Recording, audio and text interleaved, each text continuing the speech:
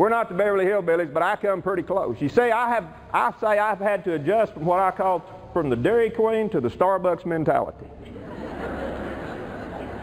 We didn't have Starbucks in Big Lake. There was one in San Angelo. I'd driven by it, but I dadgum sure was not going to go in it. Because that's the way that we do things that we aren't accustomed to. We look the other way, hope they will go away.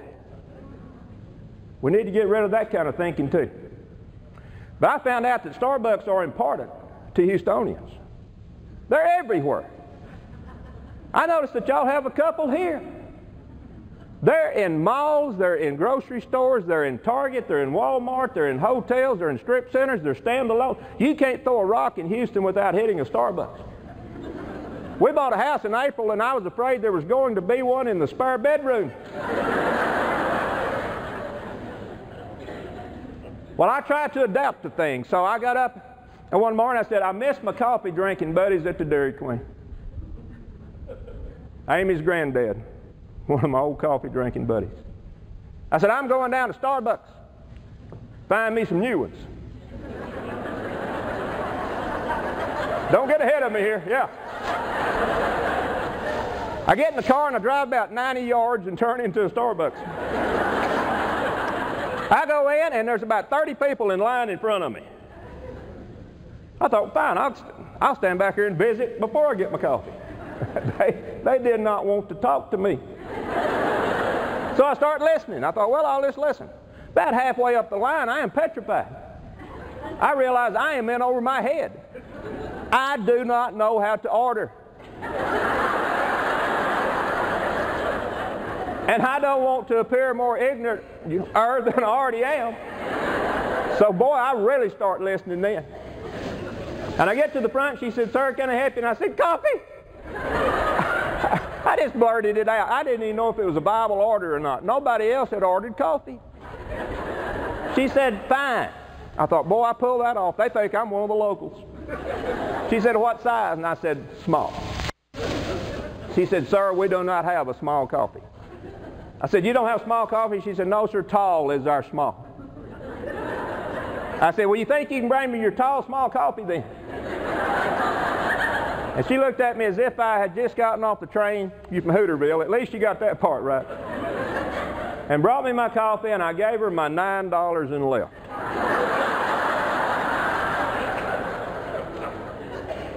And they stopped me in the parking lot and took their chair back. You see, for $9, I thought I ought to get a cup of coffee and a choice one of their chairs. But I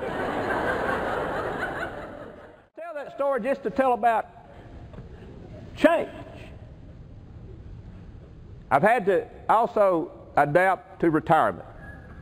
I was a busy kind of guy. I was an executive with the government, and I was in leadership, and I loved it. It was fast, and it was always something going on, and I find myself sitting at home. Yes, I'm working on my speeches, I'm writing my books, but I'm lonely. So I started turning the TV on just for noise. Bad idea. I am hooked on talk shows now. I will not miss Oprah. I watch her every day. And the other afternoon I was watching her and she had Dr. Mehmet Oz on there. Does anybody know who Dr. Oz is on Oprah? Well, I'll tell the rest of you. He's a doctor that comes on about once a week and they talk about every illness, every symptom, every disease. They get pretty graphic, but he's interesting. And I'm sitting there and I'm just glued to the screen. Oprah and Dr. Oz. And Jan comes in and she speaks and I just kind of grunt because I'm watching. After a while I turned to her and I said, I've got that. I've got every symptom they're talking about. I've got it. She said, you idiot, you do not have ovarian cysts. My God.